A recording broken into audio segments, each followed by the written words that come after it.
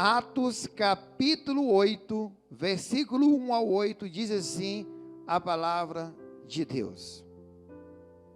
E também Saulo consentiu na morte dele, e fez-se naquele dia uma grande perseguição contra a igreja que estava em Jerusalém, e todos foram dispersos pelas terras da Judeia e da Samaria, exceto os apóstolos. E uns homens piedosos foram enterrar Estevão, e fizeram sobre ele grande pranto, o grande choro.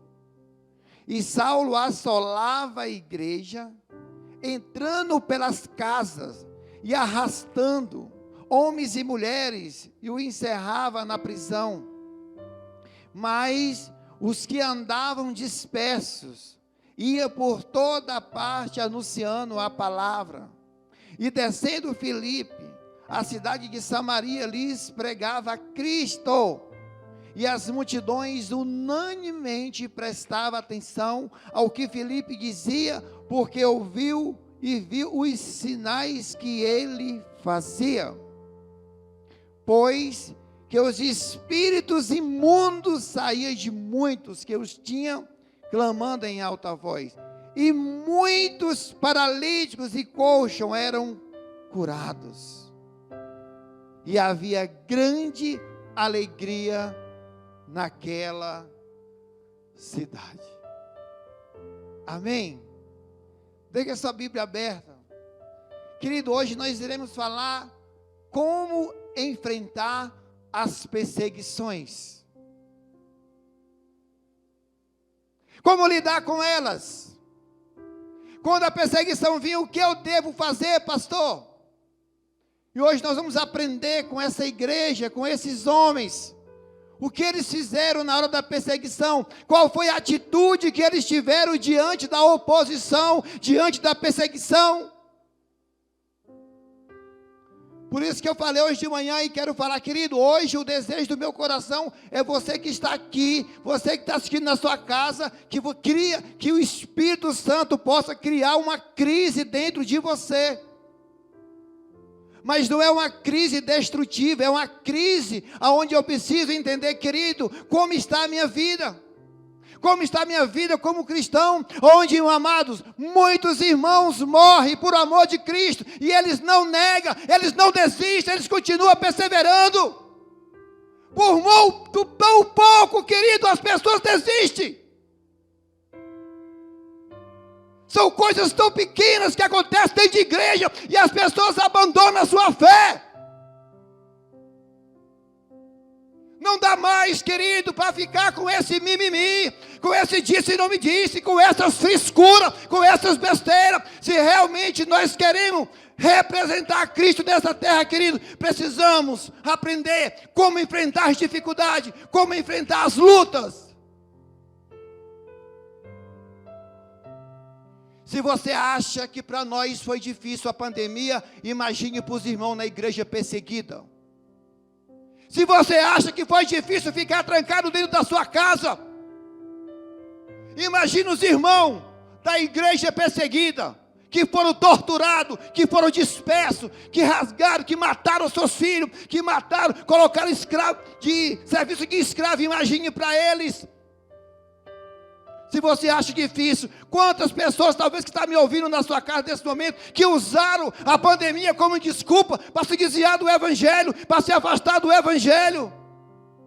Não estou falando para a gente ser ignorante, ser imprudente, não, querido. Precisamos usar máscara, precisamos do álcool em gel, precisamos nos cuidar, precisamos. Não é isso que eu estou dizendo, é aproveitar a oportunidade para ganhar vidas, para ganhar almas para Jesus.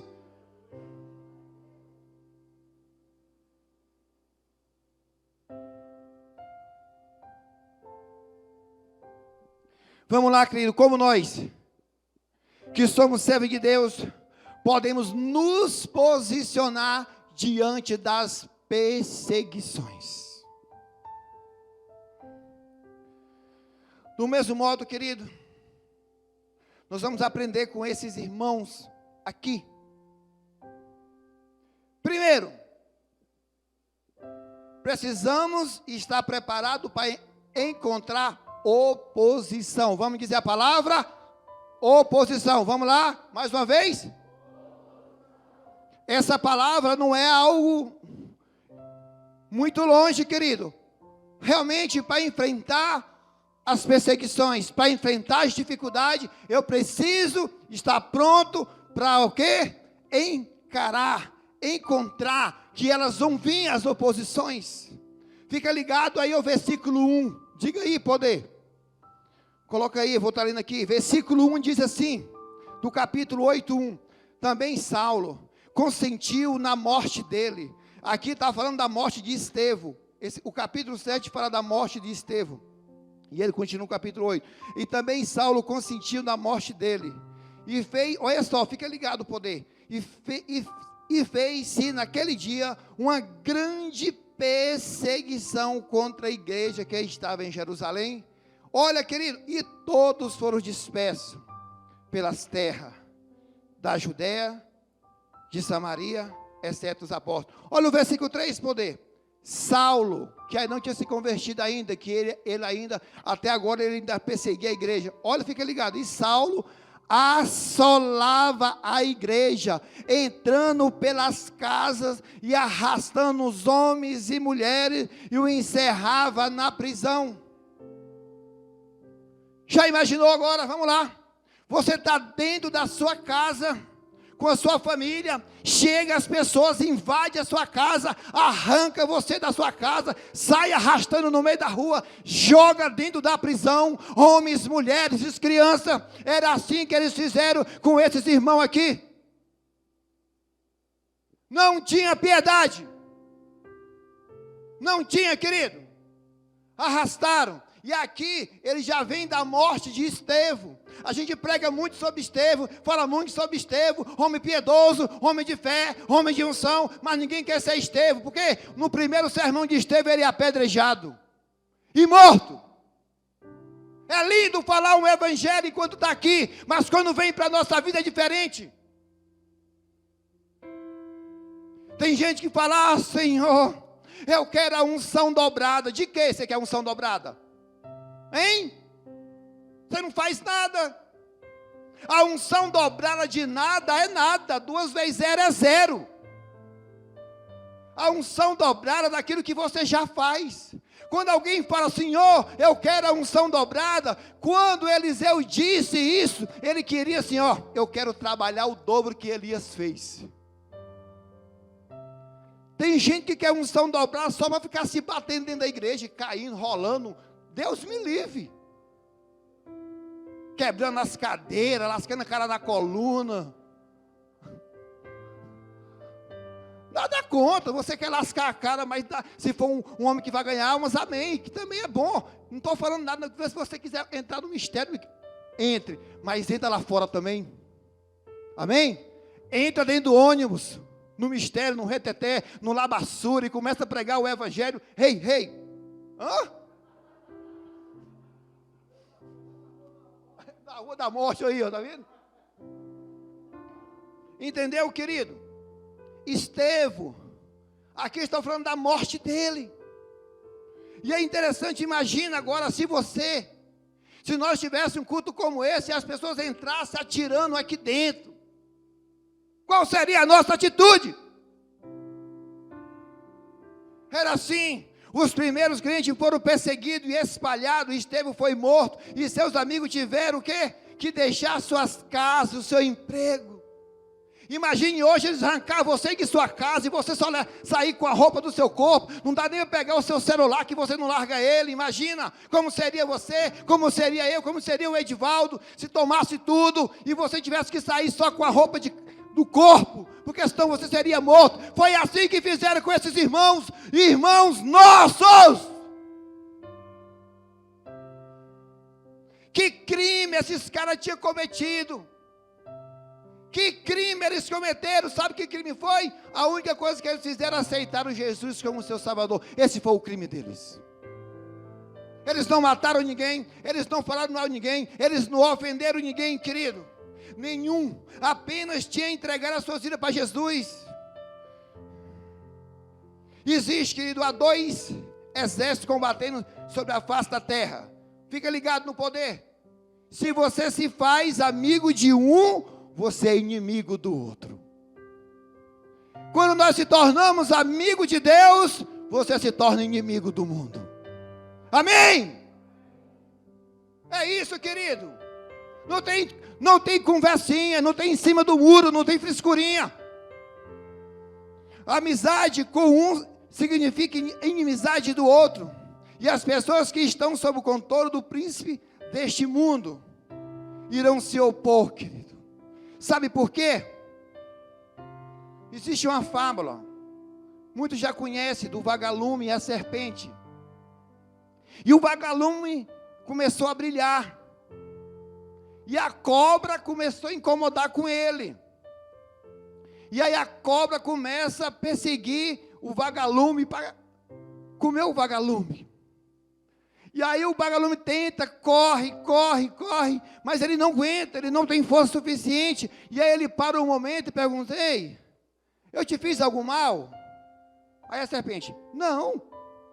Eu faço parte da sua cadeia alimentar? Ela disse: não. E aí ele perguntou assim: mas por que você quer me comer? Por que você quer me matar? A serpente disse: porque eu não suporto ver você brilhar.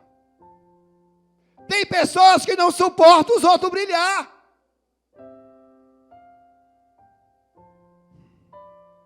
Se a luz de Cristo brilha em nosso interior, com certeza que incomodamos aqueles que estão em trevas. Um dia eles também poderão voltar-se para a luz, como acontece com Saulo. Mas até lá, eles nos consideram seus inimigos. Ou você é amigo de Deus, ou você é amigo do mundo. Você escolhe. Então o primeiro passo: se prepare para a oposição. Amém? Então para de chorar. Chorar por essas besteiras. Mandaram uma indireta para mim no status. Não colocou o meu nome, mas eu sei. Aquela do Facebook eu sei. Só faltou colocar o meu nome. Para com isso. Deixa disso. Se mandou, mata no peito, domina, dá uma bike. Pronto, foi embora, querido. Vai ficar remoendo por isso? Deixa de besteira. Segundo lugar, querido, olha só, fica ligado no manto aí. Versículo 2 diz assim: e uns homens piedosos foram enterrar Estevão e fizeram sobre ele grande planto, ou grande choro. Querido, para encarar as perseguições e as dificuldades, precisamos estar prontos para derramar lágrimas muitas vezes.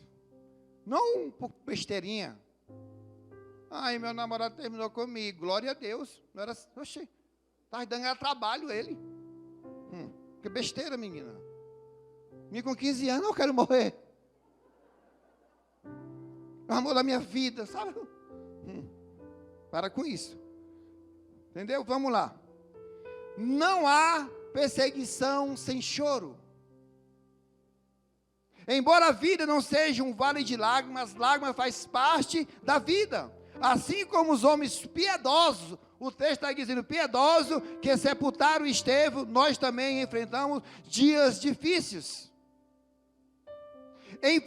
Entretanto, o nosso Salvador também chorou. Ele sabe como nos sentimos. Mas isso não é tudo. Essas lágrimas que nós derramamos, Jesus prometeu que enxugaria as nossas lágrimas. Amém, poder? O mundo faz parte, fica ligado, esse que eu achei bem interessante, ó. O mundo faz parte da nossa estrada, mas não é o nosso destino.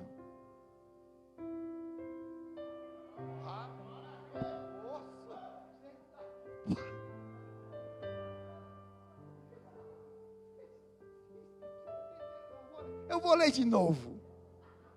Faz de conta que eu comecei agora. O mundo faz parte da nossa estrada, mas não é o nosso destino. Estava anotando, amém. O nosso destino é na eternidade, querido. O nosso destino é a glória com o Senhor Jesus, amém. Ninguém faz casas em deserto fazemos só tendas, porque é passageiro. Se é para chorar, chore aos pés da cruz, assim como diz uma canção aí, as suas lágrimas serão para regrar a sua fé e consolar o seu coração. Pois o que chora aos pés da cruz, clamando em nome de Jesus, receberá do Senhor misericórdia, graça e luz. Não vou entrar no ministério de louvor, tá? Porque eu cantei um pedaço, tá? Ou então, querido, outra, versículo 4, fica ligado no manto, fica ligado no mistério nesse versículo, olha só. Mas os que andavam dispersos iam por toda parte anunciando a palavra. Amém? Você deve estar preparado para anunciar o quê? A palavra. Fica ligado no manto. Os cristãos de Jerusalém se tornaram perseguidos, então refugiados, então se tornaram missionários. Olha só que legal. Primeiro, para ele se tornar um missionário, veio o quê? A perseguição. Porque, olha só, fica ligado. A igreja estava toda em Jerusalém. Quando veio a perseguição, o que aconteceu com a igreja? Ela se espalhou pela terra, por vários lugares. Eles não tinham um ensino teológico formal, e na sua maioria não havia convivido com Jesus. Entretanto, foram pessoas que Deus usou para espalhar o evangelho pelo mundo. Sabe o que é interessante? Isso que eu achei interessante. Por causa da sua fé, Paulo, depois que se converte, foi muito preso várias vezes. Muitas vezes perseguido e preso. Ao invés de se queixar, ele se aproveitou essa oportunidade para testemunhar. Fica ligado. Preso em Filipe, evangelizou o carcereiro. Preso em Cesareia, evangelizou o rei Agripa. Acorrentado a bordo de um navio no meio da tempestade, evangelizou os passageiros. Fica ligado. Lembre-se, você é o púlpito a partir do qual Deus está pregando os seus sermões. Você, o Edivaldo, cada um de nós somos os púlpitos que Deus está pregando o evangelho. Fica ligado no mistério. Hoje, aqui à noite, só tem um púlpito, beleza? Amém? Amanhã, quantos púlpitos será? Olha, quantos púlpitos tem aqui? Porque você é o púlpito que Deus prega a palavra, querido. Então amanhã a igreja é enorme. Amanhã a igreja está dentro de ônibus, dentro de metrô, está em sacolão, está em mercado, está em todo lugar, porque cada um de nós é o púlpito que Deus quer anunciar essa palavra, é o púlpito que Deus quer anunciar esse evangelho. Cada um de nós. A pergunta é, esse seu púlpito aí está pregando ou está em silêncio?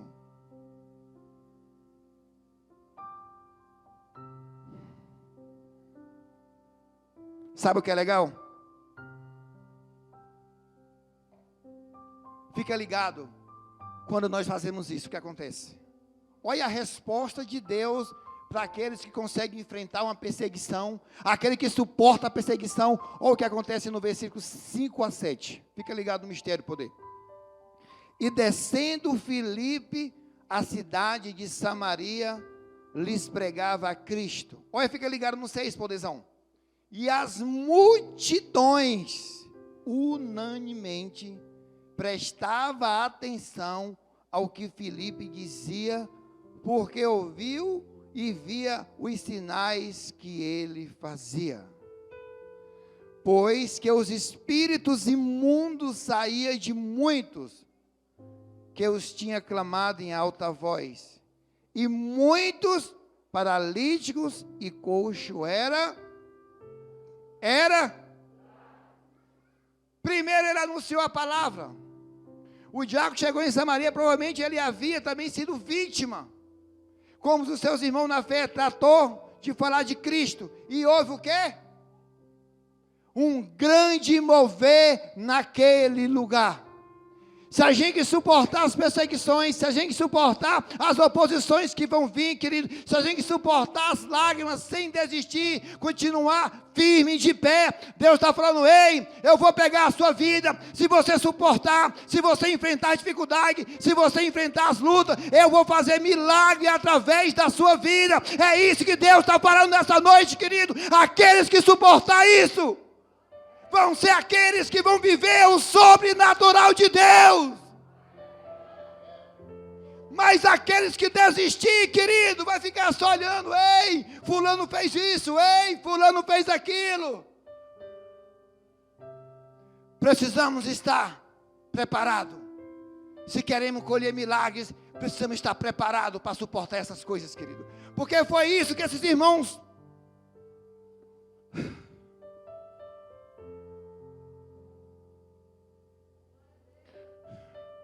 Quem enfrenta a perseguição com ousadia pode esperar os milagres.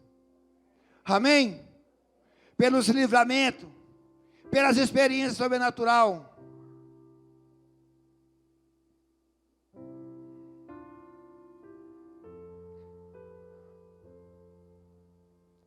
Aí depois de tudo isso,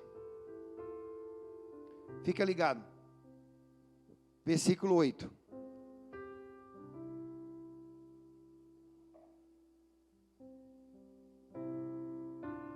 E havia, o que havia? Alegria. Era pequena? E havia o quê? E havia naquela casa? Não, naquela vida. Aonde? Quando os irmãos suportaram as dificuldades, as lutas e as perseguições, eles conseguiram, sabe o quê? Impactar, sabe o quê? A cidade! Deus quer impactar, não é apenas a sua casa. Para de pensar pequeno, hein? Deus quer impactar a nossa cidade, é o nosso DF, é o nosso Brasil, através das nossas vidas, querido. É isso que Deus tem, isso que é a vontade de Deus para nós. Sabe o que eu fiquei pensando? A responsabilidade da cidade é nossa. A responsabilidade dessa alegria, dessa cidade é minha e sua. Não é do governo. Para de ficar culpando o governo. É Bolsonaro, é Lula. Eu quero saber, rapaz. É Jesus, moço. Tu é Bolsonaro. Que negócio de Bolsonaro, que negócio. Nós somos de Cristo, querido. Temos que ter consciência para votar? Temos, mas para de brigar por candidatinho. Deus é que está sob o controle de todas as coisas. É Ele que reina. Começa a orar pelos governantes.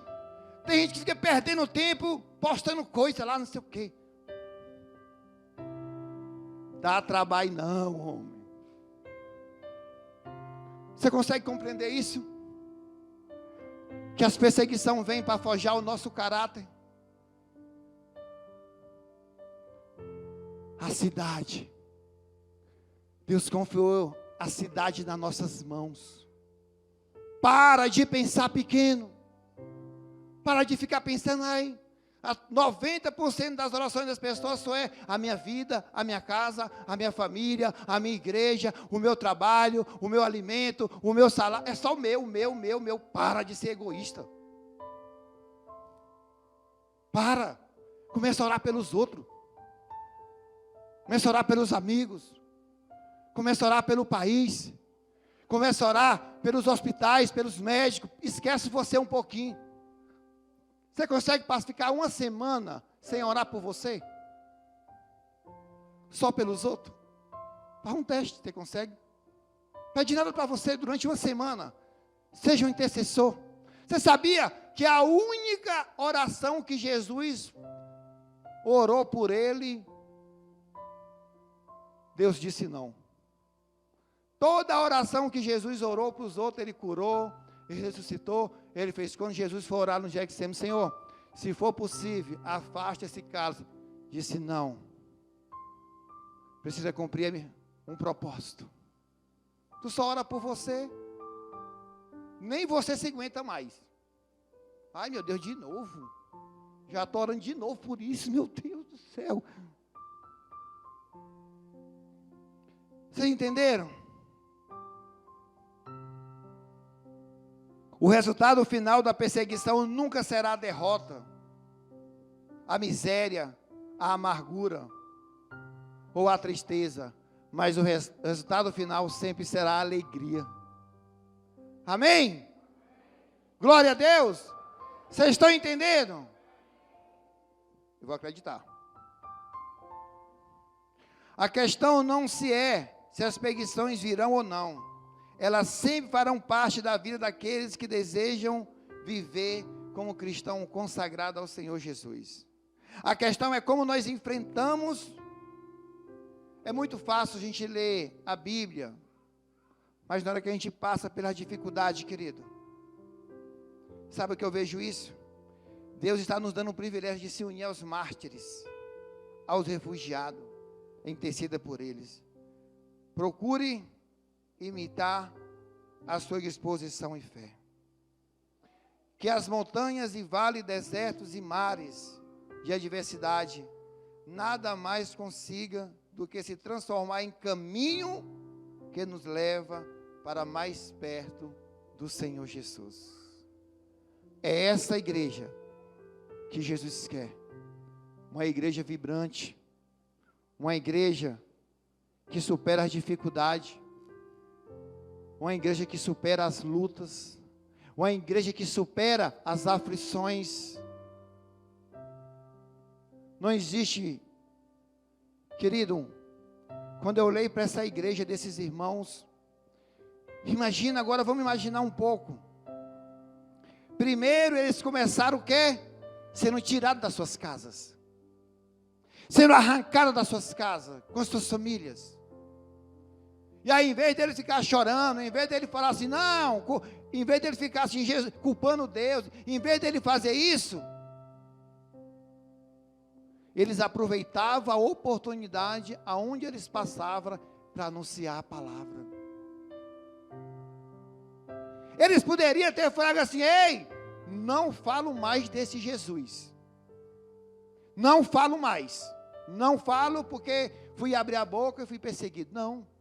Eles anunciaram a palavra. E o resultado foi o quê? Os coxos começaram a andar. Ei! O cego começou a enxergar. Ei! Os possessos começaram a ser libertos. Você está entendendo o que isso aí representa a nossa cidade? Essas coisas aqui na cidade? Os coxos no pecado, os coxos nos vícios. Tantos coxos a gente pode encaixar aqui dentro. E nós somos responsáveis de dar vida. Esses coxos que estão andando torto, começaram a andar direito nos caminhos do Senhor. Nós somos responsáveis por eles. Por quê? Depois de tudo isso que aconteceu na cidade? Que grande... colocou aqui, olha, que obrigado. Porque os espíritos imundos. Mas vai devagar. Tá? Que aí tu não entendeu isso aqui, tu chega na tua casa hoje... Aí está aquele lá que gosta de tomar uma, o pastor disse que vai ser assim agora. Sai em nome de Jesus, espírito do mal. Não é assim não, calma. Não vai chegar não. Não vai devagar. A presença de Jesus na sua vida tem que ser tão grande, que isso vai acontecer naturalmente na vida deles. Amém? Porque tem quantos coxos na cachaça, nas drogas, na prostituição. Querido, nós precisamos alcançar eles com amor. Mostrar desse Jesus do qual nós pregamos. Para que coloca o 8 aí, poder. Para que essa grande alegria não fique só comigo. para essa alegria não ficar só aqui, dentro de mim, porque tem outras pessoas que precisam dessa alegria. A cidade precisa dessa alegria, o Distrito Federal precisa dessa alegria, o nosso Brasil precisa dessa alegria, ei, o mundo precisa dessa alegria, e o nome dessa alegria é Jesus de Nazaré. É Ele, é Ele. Amém? Feche seus olhos, mesmo assentado. Aleluia, Deus. Pai, quero te agradecer pela tua palavra, pelo teu amor. Te agradecer porque o Senhor tem sido bom no meio das dificuldades, das lutas, Senhor. Senhor Jesus, nos ajude através do teu Espírito Santo, nos dê sabedoria de como conduzir as perseguições, as lutas, as oposições, ó Pai. Quero te agradecer pela tua igreja, que mesmo nas dificuldades, continua firme em Jesus. Te peço que o Senhor venha derramar a tua graça e o teu poder sobre nós, em nome de Jesus.